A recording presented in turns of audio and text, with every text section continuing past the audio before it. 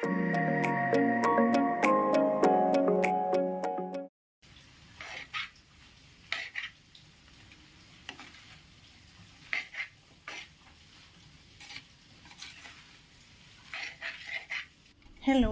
പുതിയൊരു വീഡിയോയിലേക്ക് എല്ലാവർക്കും സ്വാഗതം.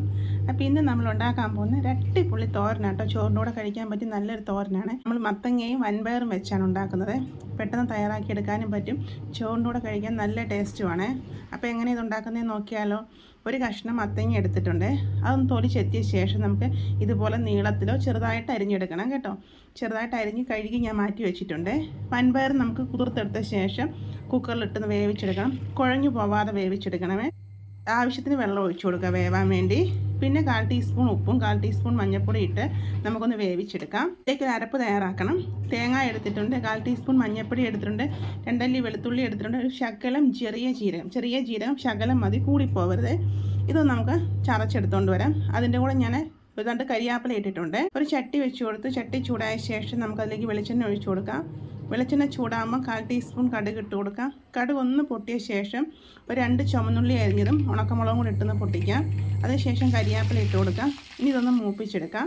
ഇത് നല്ലതുപോലെ മൂത്ത് വന്ന ശേഷം നമുക്കിതിലേക്ക് മത്തങ്ങ ഇട്ട് കൊടുക്കാം. ഇതിപ്പോൾ നല്ലതുപോലെ മൂത്ത് വന്നിട്ടുണ്ട്. ഇനി നമുക്ക് അരിഞ്ഞ് വെച്ചേക്കുന്ന മത്തങ്ങ ഇതിലേക്ക് ചേർത്ത് കൊടുക്കാം. അതിനുശേഷം നല്ലതുപോലെ ഒന്ന് ഇളക്കി കൊടുക്കാം.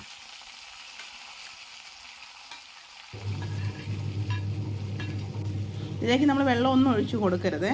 ഈ മത്തങ്ങ ഇറങ്ങുന്ന വെള്ളത്തിൽ തന്നെ മത്തങ്ങ വെന്ത് കിട്ടും കേട്ടോ. അപ്പോൾ നല്ലതുപോലെ ഇളക്കി കൊടുത്ത ശേഷം നമുക്ക് അടച്ചു വെച്ച് വേവിക്കാം. അപ്പോൾ ഞാൻ നല്ല ഇളക്കി കൊടുത്ത ശേഷം അടച്ചു വയ്ക്കുന്നുണ്ട്. അപ്പോൾ ആവി കയറിയ ശേഷം നമുക്ക് ഇടയ്ക്കൊന്ന് ഇളക്കി കൊടുക്കാം. ഇപ്പോൾ നിങ്ങൾക്ക് കാണുമ്പോൾ തന്നെ അറിയാം മത്തങ്ങയിൽ നിന്ന് വെള്ളം ഇറങ്ങിയിട്ടുണ്ട്. ഇനി നമുക്കിതിലേക്ക് ഇതിനാവശ്യമുള്ള ഉപ്പ് ചേർത്ത് കൊടുക്കാം. നമ്മൾ വൻപയറിൽ ഉപ്പ് ഇട്ടിട്ടുണ്ട്. ഇത് മാത്രമുള്ള ഉപ്പ് ചേർത്ത് കൊടുത്താൽ മതി കേട്ടോ. ഇനി നമുക്ക് നല്ലതുപോലെ ഇളക്കി കൊടുക്കാം. ഇളക്കി കൊടുത്ത ശേഷം വീണ്ടും നമുക്ക് അടച്ചു വെച്ച് കൊടുക്കാം.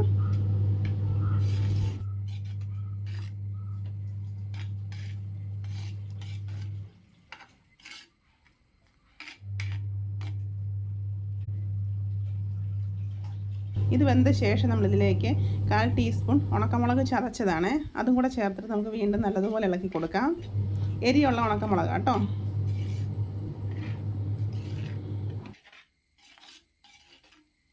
ഇനി നമുക്കിതിലേക്ക് നമ്മൾ വേവിച്ച് വെച്ച വൻപയറുണ്ടല്ലോ, അത് വെള്ളം ശകലം പോലും ഇല്ലാതെ ഇതിലേക്ക് ഇട്ട് കൊടുക്കാം.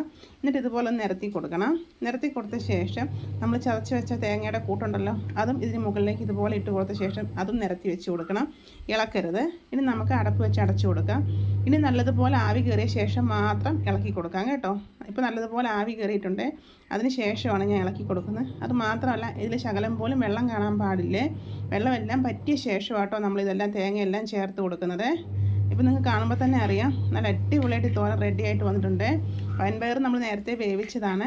മത്തങ്ങ നല്ലതുപോലെ വെന്ത് വന്നിട്ടുണ്ട്. നമ്മൾ പിന്നെ കുത്തി ഉടയ്ക്കണ്ട കേട്ടോ, പതുക്കെ ഇളക്കിയെടുത്താൽ മതിയേ. അപ്പോൾ അടിപൊളി ടേസ്റ്റാട്ടോ മത്തങ്ങ വൻപയർ തോരനെ.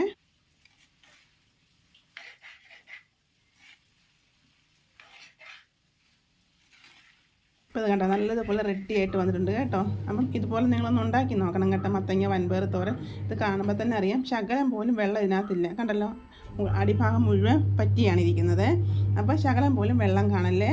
വെള്ളം ഉണ്ടെന്നുണ്ടെങ്കിൽ കുഴഞ്ഞിരിക്കാതെ നല്ല തന്നെ വെള്ളം തോർത്തിയെടുത്ത് നമ്മൾ ഈ തോരൻ റെഡിയാക്കി എടുക്കണം കേട്ടോ. അപ്പോൾ ഇതുപോലെ തയ്യാറാക്കിയെടുക്കാൻ മറക്കല്ലേ. അടിപൊളി ടേസ്റ്റാട്ടോ മത്തങ്ങ വൻപയർ തോരൻ. വീഡിയോ ഇഷ്ടപ്പെട്ടാൽ ലൈക്ക് ചെയ്യാൻ മറക്കരുത്, കമൻറ്റ്സ് ചെയ്യാൻ മറക്കരുത്. അതുപോലെ തന്നെ ഈ വീഡിയോ നിങ്ങൾക്ക് ഇഷ്ടപ്പെട്ടാൽ നിങ്ങളുടെ ഫ്രണ്ട്സിനൊക്കെ ഷെയർ ചെയ്ത് കൊടുക്കുകയും വേണം.